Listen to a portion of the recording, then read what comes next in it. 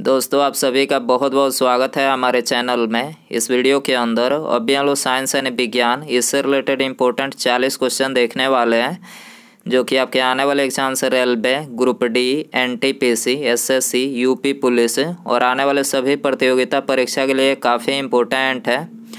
तो आप इस वीडियो को बहुत ध्यान से लास्ट तक देखिए और चैनल पर नया है तो चैनल को सब्सक्राइब कर पास में जो घंटी का निशान है उसे भी ऑन कर दें, ठीक है। और ये टोटल 40 क्वेश्चन है, ठीक है। तो आप इन 40 क्वेश्चन में से कितने क्वेश्चन जो है सही कर पाते हैं अपना स्कोर कमेंट बॉक्स में ज़रूर बताएं। तो देखिए शुरू करते हैं। पहला क्वेश्चन है, एक स्वस्थ मनुष्य के शरीर में प्रति 100 मिलीलीटर रक्त में लगभग कितने ग्राम हीमोग्लोबिन पाया जाता है। तो आपको बताना है कि 100 मिलीलीटर रक्त में जो है हीमोग्लोबिन कितने ग्राम पाया जाता है। तो ये पाया जाता है 12 से 16 ग्राम। याद रखना है कितना पाया जाता है, 12 से 16 ग्राम हीमोग्लोबिन पाया जाता है। इसके अलावा यदि हम बात करें कि रक्त में प्लाज्मा का प्रतिशत कितना होता है, तो प्लाज्मा का जो प्रतिशत होता है वो होता है 55 से 60% होता है, ठीक है। और प्लाज्मा का 90% जल, 7% प्रोटीन, 0.9% लवण तथा 0.1% जो है ग्लूकोज पाया जाता है, ठीक है। आपको ये भी बातें याद रखनी है। क्वेश्चन नंबर 2 है, सबसे छोटा जीवाणु बैक्टीरिया की लंबाई कितनी होती है। तो बैक्टीरिया की लंबाई आपको बताना है तो 3 से 5 माइक्रोमीटर, ठीक है। याद रखना है आपको 3 से 5 माइक्रोमीटर जो है बैक्टीरिया की लंबाई होती है। क्वेश्चन नंबर 3 है, जीवमंडल की सबसे छोटी कोशिका माइकोप्लाज्मा की लंबाई कितनी होती है। तो माइकोप्लाज्मा की लंबाई बताना है तो 0.3 माइक्रोमीटर। याद रखना है 0.3 माइक्रोमीटर जो है माइकोप्लाज्मा की सबसे छोटी कोशिका की लंबाई होती है, ठीक है। कौन सी क्रिया गैल्वेनाइजेशन कहलाता है। इन चारों में आपको बताना है कि इनमें से कौन सी क्रिया गैल्वेनाइजेशन कहलाता है। तो लोहे पर जिंक की परत को चढ़ाना, ठीक है। जंग से बचाने के लिए लोहे पर जिंक की परत को चढ़ाना क्या कहलाता है, गैल्वेनाइजेशन, ठीक है। याद रखना है गैल्वेनाइजेशन बोला जाता है। आंसर हो जाएगा डी। क्वेश्चन नंबर 5 है, सरसों का पौधा कितने घंटे में अपने वजन के बराबर पानी अवशोषित कर लेता है। तो सरसों का जो पौधा होता है तो अपने वजन के बराबर पानी जो है ये 5 घंटे, लगभग 5 घंटे में अवशोषित कर लेता है, ठीक है। आंसर हो जाएगा बी। क्वेश्चन नंबर 6 है, पृथ्वी को निम्न में से कौन सी परत सूर्य की अल्ट्रावायलेट किरणों से बचाती है। तो सूर्य की अल्ट्रावायलेट किरणों से कौन सी परत जो है बचाती है पृथ्वी को। तो ये ओजोन परत। याद रखना है ओजोन परत ही है जो सूर्य की अल्ट्रावायलेट जो किरणें आती है उससे जो है पृथ्वी को बचाती है, ठीक है। आंसर हो जाएगा ए। क्वेश्चन नंबर 7 है, माचिस के तिल्ली पर किसका मसाला उपयोग होता है। वेरी इंपॉर्टेंट क्वेश्चन है ये, बहुत बार क्वेश्चन एग्जाम में पूछा गया है। माचिस की तिल्ली पर किसका मसाला जो है उपयोग होता है। तो फास्फोरस, ठीक है। लाल फास्फोरस जो होता है वो वही इस्तेमाल किया जाता है माचिस के तिल्ली पर। आंसर हो जाएगा बी। क्वेश्चन नंबर 8 है, प्राणियों के वैज्ञानिक नाम लिखने के लिए किस भाषा का प्रयोग किया जाता है। तो भाषा बताना है प्राणियों को किस भाषा का प्रयोग किया जाता है, लैटिन भाषा। याद रखना है कौन सा भाषा, लैटिन भाषा का प्रयोग किया जाता है प्राणियों के नाम लिखने के लिए। निम्न में से कौन सा ग्रह हरे रंग का प्रकाश उत्सर्जित करता है। तो बरून।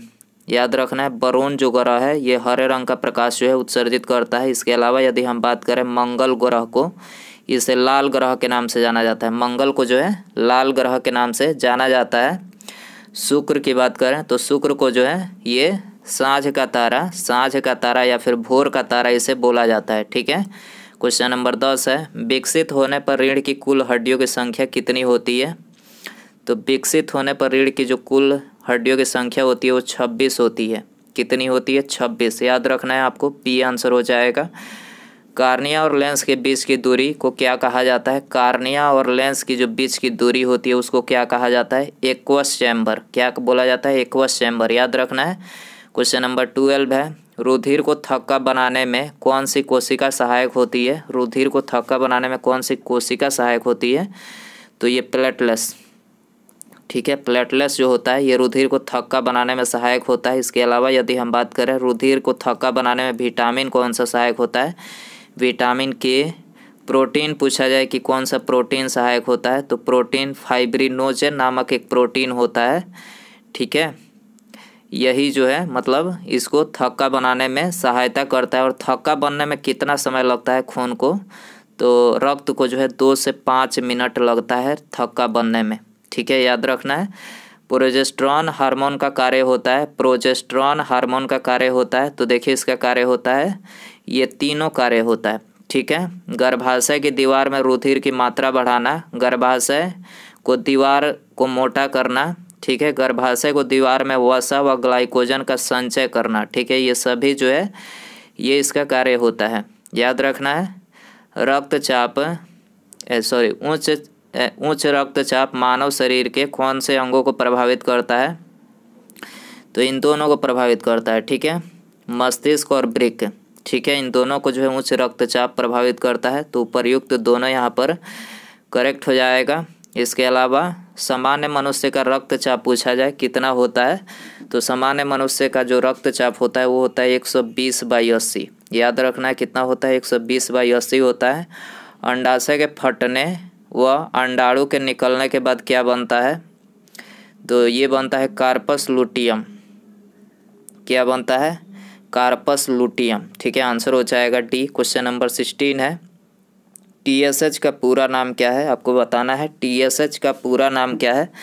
तो देखिए इसका जो पूरा नाम है वो है थायराइड स्टिमुलेटिंग हार्मोन, क्या है, थायराइड स्टिमुलेटिंग हार्मोन जो है TSH का पूरा नाम है, आंसर हो जाएगा डी। क्वेश्चन नंबर 17 है, ऑक्सीटोसिन का स्रावण कहाँ से होता है, ऑक्सीटोसिन का स्रावण कहाँ से होता है, पिट्यूटरी से होता है, ठीक है, कहाँ से होता है, पिट्यूटरी से, सी आंसर हो जाएगा। दोस्तों यदि वीडियो पसंद आ रहा है तो प्लीज़ वीडियो को लाइक ज़रूर कर दें, ठीक है, और दोस्तों में शेयर भी कर दें, ठीक है, यदि कोई आपका दोस्त इन चीज़ों की तैयारी कर रहा है, ठीक है, तो आप उनको भी शेयर कर सकते हैं। और चैनल पर नया है तो चैनल को भी सब्सक्राइब करके बेल आइकन ऑन कर दें, ताकि जब भी मैं वीडियो जो अपलोड करूं उसका नोटिफिकेशन आपको समय से मिल सके, तो इसके लिए चैनल को सब्सक्राइब करना ज़रूरी है।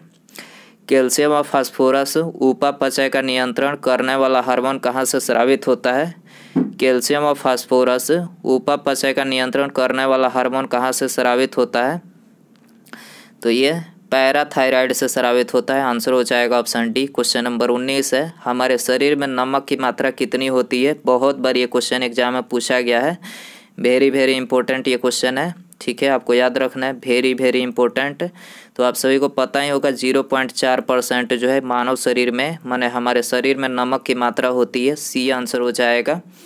वृद्धि हार्मोन है, वृद्धि हार्मोन बताना है, ठीक है, ग्रोथ हार्मोन जिसे बोला जाता है, तो STH, ठीक है, STH जो है ये वृद्धि हार्मोन है, आंसर हो जाएगा सी। क्वेश्चन नंबर 21 है, यदि किसी सामान्य व्यक्ति को एड्रेनलिन का इंजेक्शन लगा दिया जाए तो उसके हृदय की क्या होगी, गति पहले बढ़ जाएगी तथा बाद में सामान्य हो जाएगी। यदि किसी व्यक्ति को एड्रेनलिन का इंजेक्शन लगा दिया जाए, आपातकालीन ग्रंथि मतलब इसका मतलब इंजेक्शन लगा दिया जाए तो गति पहले बढ़ जाएगी तथा बाद में सामान्य हो जाएगी, ठीक है, याद रखना है, सी आंसर हो जाएगा।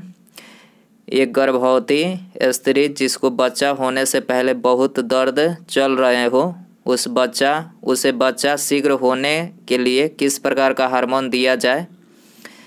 एक गर्भवती स्त्री जिसको बच्चा होने से पहले बहुत दर्द चल रहे हो, उसे बच्चा शीघ्र होने के लिए किस प्रकार का हार्मोन दिया जाए, तो देखिए उसे जो है जो चिकनी मांसपेशियों को सक्रिय करे, ठीक है, जो चिकनी मांसपेशियों को सक्रिय करे वो वाला हार्मोन दिया जाना चाहिए, ठीक है, आंसर हो जाएगा ऑप्शन ए। क्वेश्चन नंबर 23 है, बहुत से मनुष्यों का चेहरा गोरिल्ला के समान तथा हाथ पैर बड़े होते हैं, इसका कारण क्या है, तो इसका कारण आपको बताना है। तो देखिए इसका कारण सामान्य कारण है, वृद्धि हार्मोन का परिपक्व अवस्था में पहले ही अधिक स्राव, ठीक है, वृद्धि हार्मोन मतलब समय से मतलब आवश्यकता से अधिक यदि स्रावित होती है तो ऐसा ही होगा, गोरिल्ला के समान चेहरा हो जाएगा और हाथ पैर जो है ज़रूरत से ज़्यादा लंबे हो जाएंगे, ठीक है, तो यही इसका कारण है, आंसर हो जाएगा डी। क्वेश्चन नंबर 24 है, बौनापन किस हार्मोन की कमी के कारण होता है, वेरी इंपॉर्टेंट क्वेश्चन है। बौनापन किस हार्मोन की कमी के कारण से होता है? तो थायरॉक्सिन, याद रखना है, थायरॉक्सिन हार्मोन होता है, उसी के कारण से होता है। और एक एसटीएच वृद्धि हार्मोन, ये तो बताया ही है कि एसटीएच, ठीक है, एसटीएच और थायरॉक्सिन, थायरॉक्सिन का ही पार्ट है, ठीक है। आंसर हो जाएगा बी।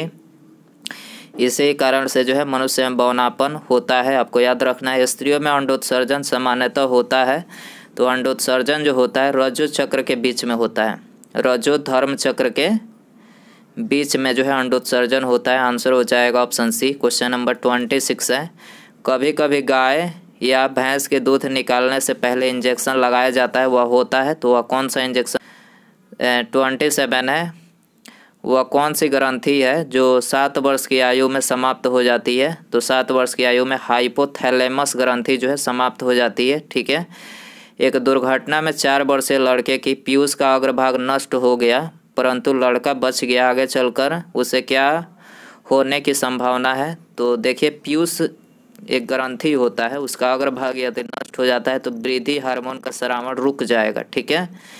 वृद्धि हार्मोन जो होगा उसका स्रावन रुक जाएगा। तो लड़के में यदि कमी देखा जाए तो लड़के की लंबाई अधिक नहीं होगी, यही इसका कमी है। यदि वृद्धि हार्मोन का स्रावन ही नहीं होगा तो लड़के की लंबाई कैसे बढ़ेगी? तो लड़के की जो लंबाई है ज़्यादा मतलब अधिक नहीं बढ़ पाएगी, ठीक है। तो आंसर हो जाएगा सी। क्वेश्चन नंबर, सीरा में इंजेक्शन द्वारा इंसुलिन की अत्यधिक मात्रा देने से किसी व्यक्ति की मृत्यु का कारण हो सकता है, क्या कारण हो सकता है? तो ये हो सकता है रक्त में ग्लूकोज की मात्रा का अत्यधिक घट जाना, ठीक है। सीरा में इंजेक्शन द्वारा इंसुलिन की अत्यधिक मात्रा देने से किसी व्यक्ति की मृत्यु का क्या कारण हो सकता है? तो रक्त में ग्लूकोज की मात्रा का अत्यधिक घट जाना, ठीक है, इसी कारण से जो है मतलब मृत्यु हो सकती है। तो आंसर हो जाएगा बी। क्वेश्चन नंबर 30 है, निम्नलिखित में से कौन सा कथन सत्य है? सत्य कथन आपको बताना है इसमें। तो देखिए यहाँ पर पहला ही कथन जो है सत्य है, ठीक है। एलएच के प्रभाव से टेस्टोस्टेरोन का उत्पादन लीडिंग कोशिकाओं द्वारा होता है, ठीक है। एलएच के प्रभाव से टेस्टोस्टेरोन का उत्पादन लीडिंग कोशिकाओं द्वारा होता है, तो पहला ही कथन यहाँ पर करेक्ट है, ठीक है। रक्त थक्का बनाने या स्कंदन में किस प्रोटीन की आवश्यकता होती है? रक्त थक्का बनाने या स्कंदन में किस प्रोटीन की आवश्यकता होती है? तो ये फाइब्रिनोजन प्रोटीन की आवश्यकता होती है। वेरी इंपॉर्टेंट क्वेश्चन है, ठीक है। Fibrinogen protein. किसी महिला में मूछ दाढ़ी आने का क्या कारण हो सकता है? तो मूछ दाढ़ी यदि महिला की आ रही हो तो क्या कारण? हार्मोन का गड़बड़ी के कारण, ठीक है। हार्मोन की गड़बड़ी के कारण से मतलब इसी के प्रभाव के कारण से जो है महिला की मूछ दाढ़ी आ जाती है, ठीक है।